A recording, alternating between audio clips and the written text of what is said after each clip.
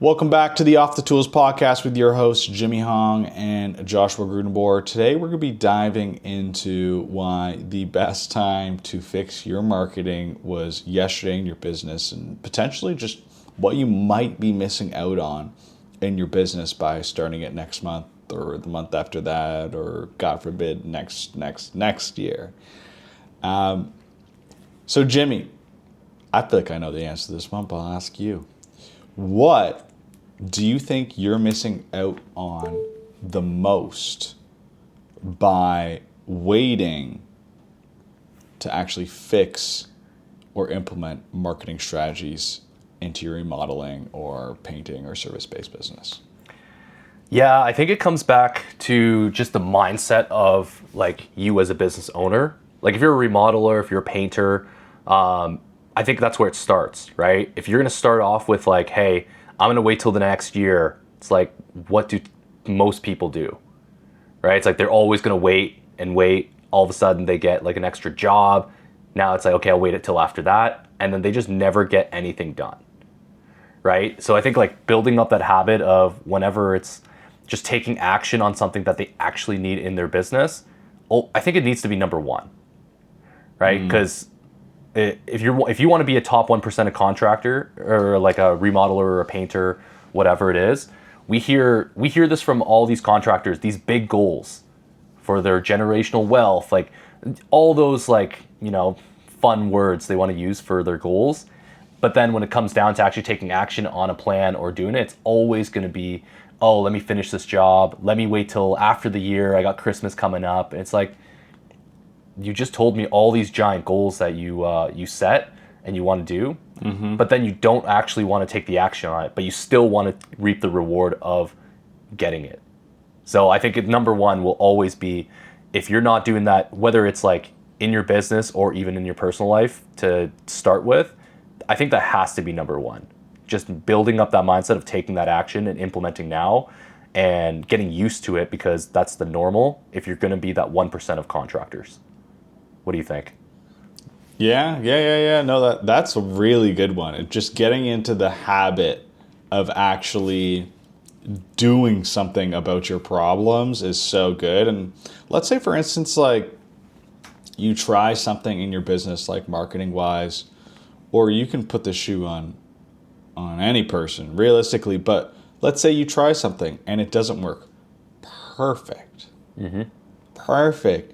You now know what not to do. And it's like you're within business, within life, you're in a constant state of not just figuring out what to do, but also figuring out what not to do. And knowing what not to do is equally as important as what to do. So the only way to find what to do is to maybe get lucky off the first try and you go, oh, like I found the first try, fantastic, like great.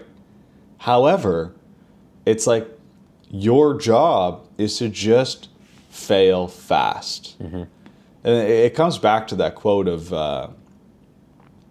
if you knew you were 20 failures away from your ultimate success at all times, how quickly would you fail?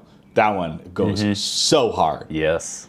Because it's so true, right? And it's like you should really think of, solving your marketing problems, solving your sales problem, solving any problem in this regard. And the only difference is you don't have that magical number dangling in front of you of those 20 failures. But does that number exist? Yeah. So true. Like, it's funny because like I ran into a contractor that they tried some marketing once, some Google stuff, and they're like, yep, didn't end up working. And they're like, yep, no marketing's not real. Marketing doesn't work for contractors. It's all made up. And when he was talking about this, I was like, oh, he must have been burned by like five different ones, or he just didn't know what he was looking for. Because he started off with, well, first of all, he needed leads now, and he went and worked on things like his website or getting ranked. And it's like, well, those are good long-term plays, but it's just not the thing he needs right now. So I was like, okay, cool. Like how many people have you worked with? He's like, oh, one. It's like, oh, it was just one? I was like, that was crazy. He made up his mind after one shot at this, and it just blew my mind that it was like, yep, there's no such thing as marketing. He's just going to stick to his word of mouth and just take in what he can. It was like just mind blowing. It's like, yeah, he just failed once and just gave up. It was like, man, you're going to need to fail way more times to even get this thing started. We used a different analogy, but it really is like falling off a bike the first time and saying, bikes suck. They don't work. Crazy. You know? I think like the other thing like to consider, like, yeah, like you're building the habit. Yeah, you're building the momentum. Yeah, you're figuring out what does and doesn't work. But on top of that, it's like you're just making use of your time. Like your goal in business should be trying to figure out the most relevant problem to you in the moment and then trying to fix that problem. And it's like if your energy isn't directed towards trying to fix the blaringly obvious problem that you know about, which is probably across most contractors, I would say the most common for sure, just like not having enough work, then it's like, then you don't even want it. You don't even want it, or you want to pretend that it doesn't exist, or that this is just the way that it is. But then I really got to throw it back at you and say, then why do some people have it figured out? So true, man. Like, there's so many people out. It's not rocket science. No one has to reinvent the wheel. It's been done. There's tons of great contractors out there that are doing it, and yeah, it's like if you're just gonna fall off once and just give up completely, it's like this is never gonna work. Right now, if you're happy with it, sure. Right, and especially, and I agree. Like when it comes to like the biggest challenge usually is the lead flow. Not necessarily just for people that are feast or famine, but even like you've been stuck at like 3-4 crews for like years now, right? Oh yeah. And it's like, okay, cool. You've got some stability. I would actually look at it as, well, it's enough for that, but how risky is that if you start getting even more? You're doing more work, right? You have 4 crews going, and you're gonna get more reviews. People are gonna like you. You're gonna have actually more work coming in because your reputation is growing. But if you don't have enough work coming in to like just add the extra crew like consistently, you're still always going to be stuck at like the 4 crews. And if your goal is to scale, doesn't make sense. Like you have to make sure you have the right like marketing in place, the right certain percentage of revenue should be like going to marketing for that.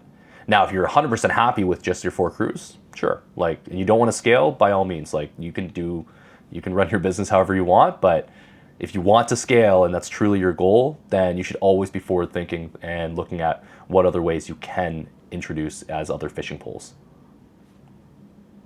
Yeah, the craziest ones that come to mind are like the people that are at the 3-4 crews, but then like get rid of the 3-4 crews because they can't sustain the 3-4 crews. It's like, okay, of course you found the work at some point. You've been running the business for 10 years, whatever it's been.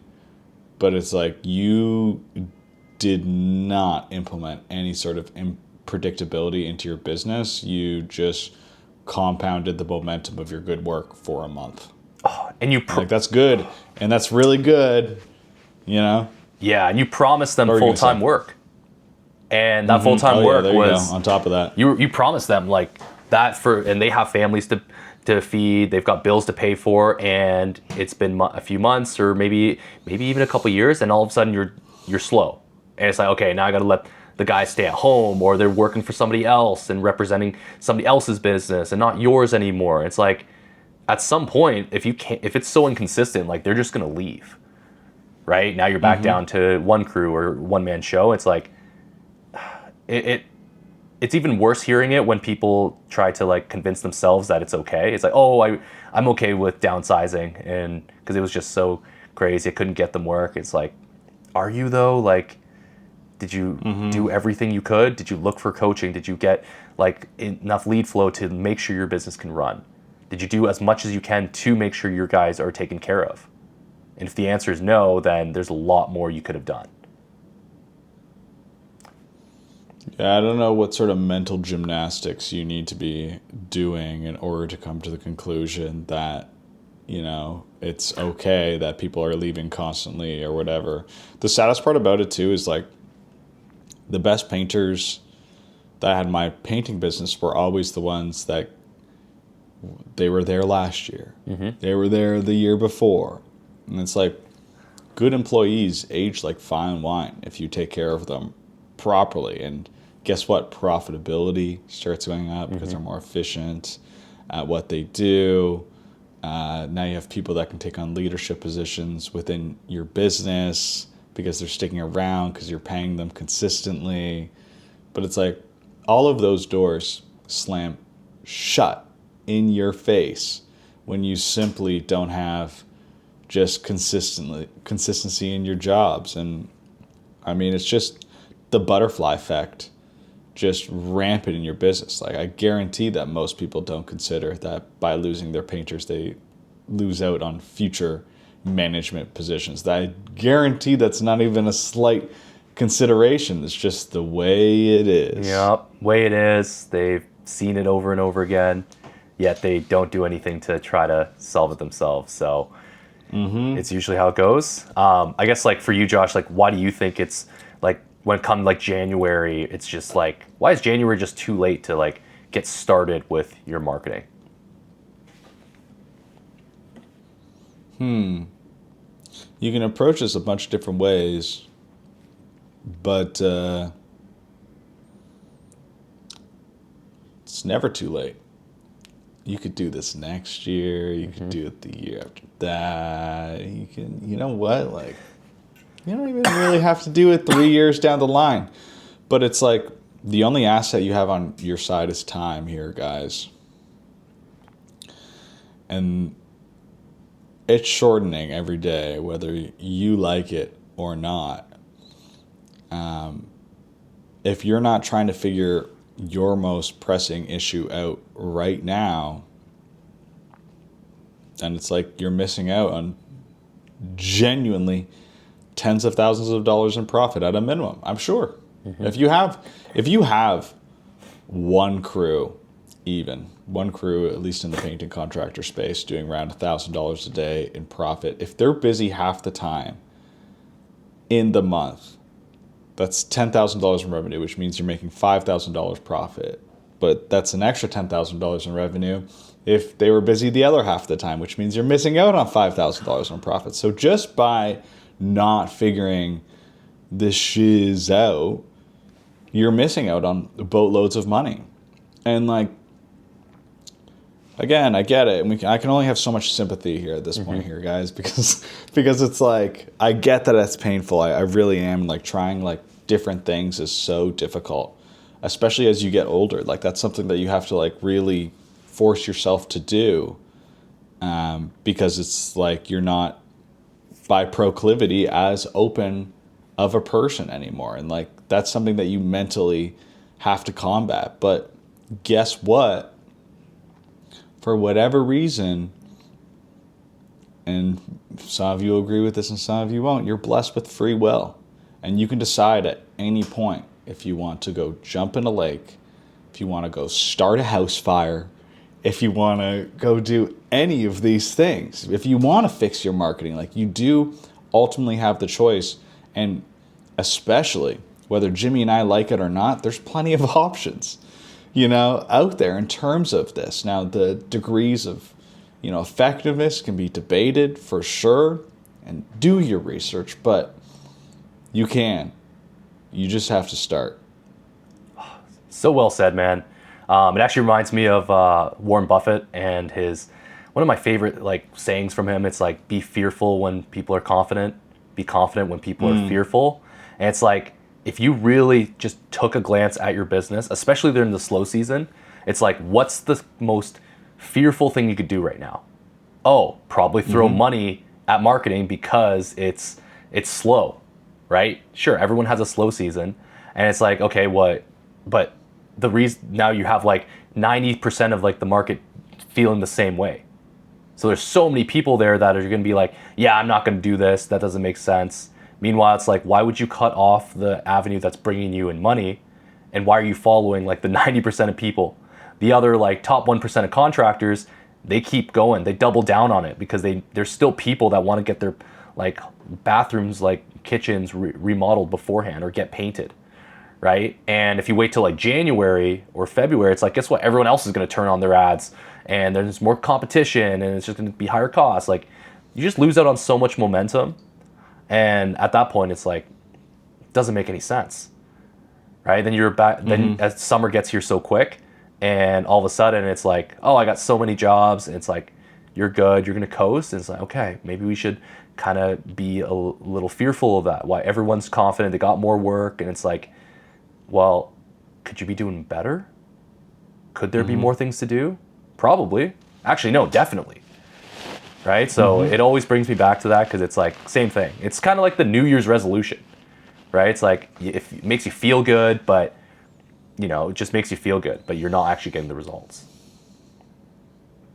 I never put that together, actually. The greedy when others are fearful, fearful when others are greedy's thing for like this particular instance. It's so true, though. It definitely is like, if you want to be getting the results that most people aren't getting, you need to be doing everything that basically everyone else isn't doing.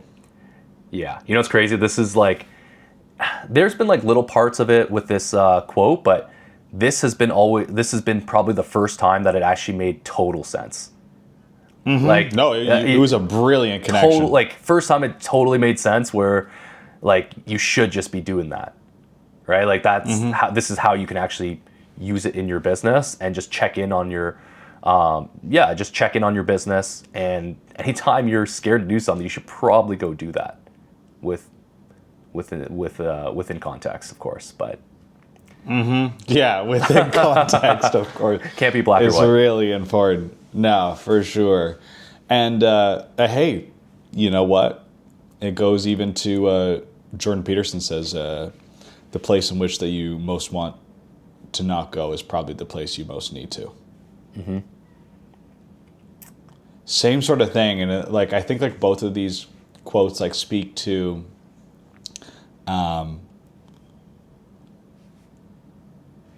But it's not atrophy. What's that word where it's like slow degradation?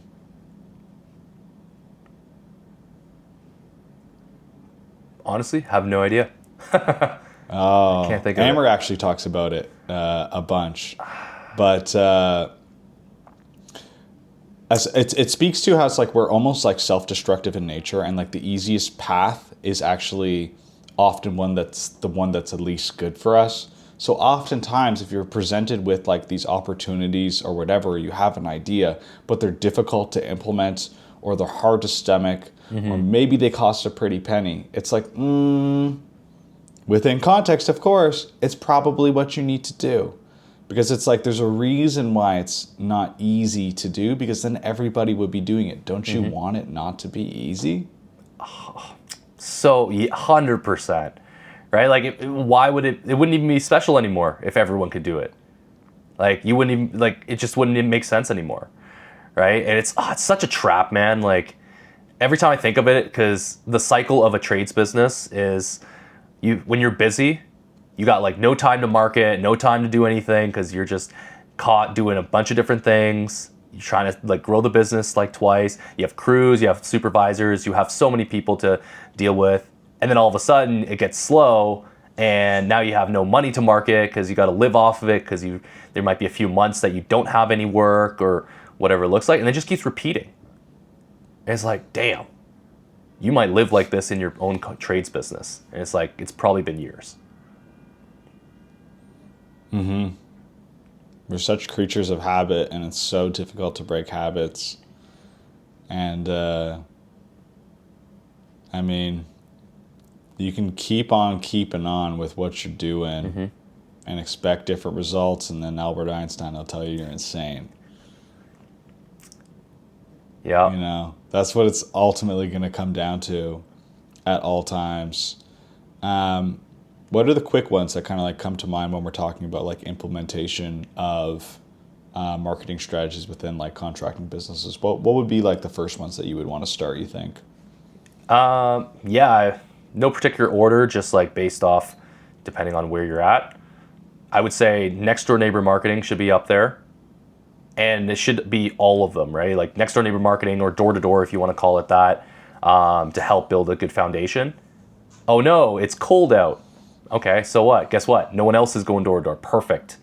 So, like, go talk to the neighbors, go talk to like all the best streets in your area just to get some like work coming in. And especially because like at some point you're going to be you're not going to have enough time, right? It takes so much time to do all that yourself. Maybe you have some guys to do it as well too. But I think the best way is just having that as a foundation, non-negotiable, and then just getting yourself out there online. It's like, I don't know, I don't care how old you are, but if you feel like you can beat the internet, it's like there's just no way, right? Like it's not going anywhere. It's going to be here forever. So you got your Facebook, Google, like SEO, everything. And if you're looking to especially get there quick, then I would say like meta ads would be your next best one. And if you pair your meta ads with your next door neighbor marketing, whether you have like, you know, an estimate whether that you booked or you didn't book, and especially job sites with your lawn sign, and then you still go talk to the neighbors, like you're just multiplying your efforts, and it's still the slow season. Nobody else is doing this. Everybody else is just chilling at home. They're like worried, but they're not doing anything about it, which is crazy to me. And just living off like all that hard-earned money that they made in the summer, only for it to go away by like maybe January until they start back up early next year. Let's say you hate people named Josh and hate Asians named Jimmy. What would you do, you think, to find a company that could potentially help you get there and get the results that we're talking about here? What do you mean by that? Is that a Google search? Marketing companies for painting or remodeling? Is that like going on YouTube? What do you think you would do if you were in this situation? You had no idea. Yeah, I mean, number one, obviously, for sure, is Google search. Google search, like look up marketing companies, and specifically for your niche, right? I think the big one, we've talked about this before, but here, I'll go into that after. Google it, take a look for your niche, YouTube it, find people that, you know what they're doing, that they also can speak the language as well. And even on Facebook, Instagram, like start looking up some pages, looking up some marketers and see what they're talking about. Because you'll know real quick if they know what they're doing or if they know what they're talking about just based off what kind of posts they have, what kind of content, who they've helped. And yeah, I think that would be your big ones. And especially because there's just so many out there and you don't know which one to look for. Great. We're just going to go through the three again because it's always good to know, right? Finding that specific marketer that niche down to your specific niche. You're a remodeler, look for a remodeling marketing company. If you're a painter, look for a painting marketing company, and so on, right?